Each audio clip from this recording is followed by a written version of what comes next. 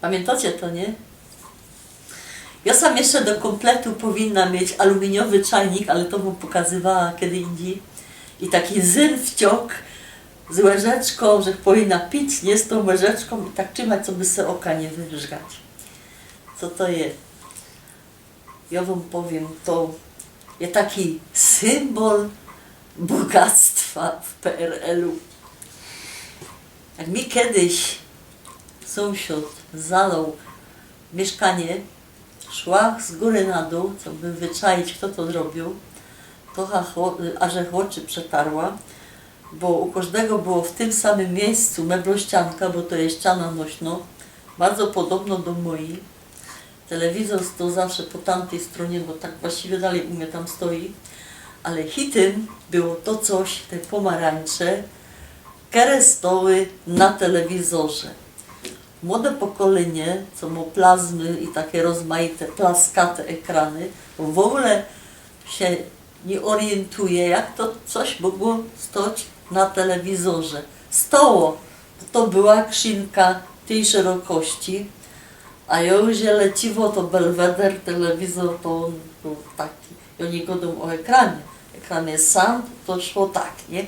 I to był taki, jakby padać, takie bogactwo, nie? Pomarańcze. Aby takie my mieli, bo tych prawdziwych to nie było.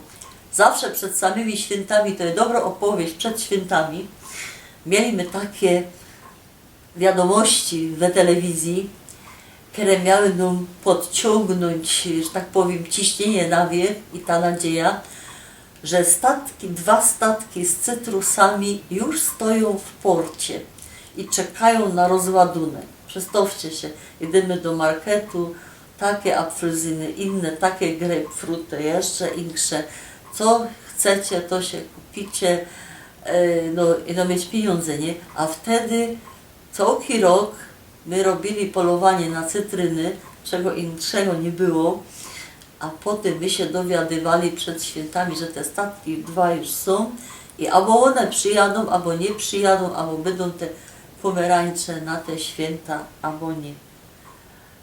Ale coś mi się jeszcze wspomniało, że rozmaitych sztofów też nie było i mój synek chodził do przedszkola i on musiał mieć taki, zresztą każde dziecko w przedszkolu musiało mieć taki furtuch, sam z taką kabzą, co by się mógł tam wrazić taschentuch. I taki materiał jak non-iron albo torl, bo on się tam uchylał, to trzeba było położyć i prać. To był richtig taki zbytek. Ja tam mu jeden kiedyś ich kupiła, no ale to był jeden, on już z niego wyrósł, się stargał.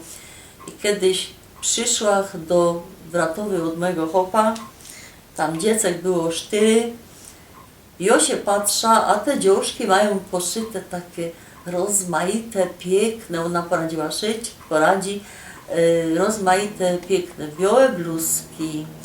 Potem mają takie też te furtuchy z tymi kabzami, a niebieskie, a modre, a białe, pora miała czerwony. Ja tak się dziwą na nią. Ja mówię, ty skąd ty masz takie rzeczy? Ja sam nie poradza nic kupić, a ty masz. A ona się zaczęła śmiać i padło, że to jest bez piwnica. No to jak to bez piwnica? No bo wiesz, jak jest 1 maja, to ja potem no otwieram okienko w piwnicy. Ja mówię, jak to otwierasz okienko, o co ci się rozchodzi?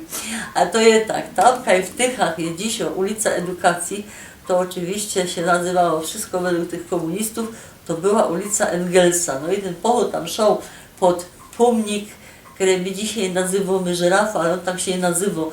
To jest pomnik walki i pracy. Ja zawsze padała, że i spraw socjalnych, no bo tych spraw socjalnych to no jednak brakowało.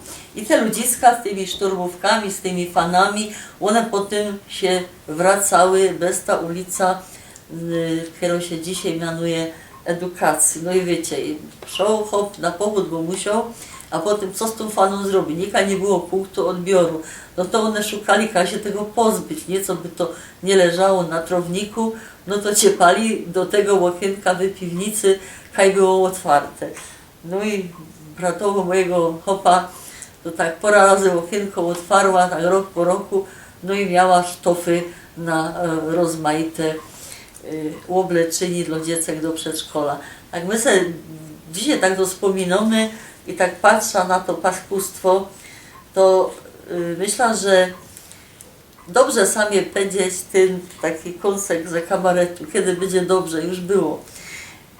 Bo wy macie wszystko we sklepach, zaraz byście mi padali, ale na to pieniędzy nie ma, ale nie macie pojęcia, jak wyglądało życie takiej młodej dziołchy jak ja w tamtych czasach. To było jedno wielkie polowanie, ale dobrze to wspominam.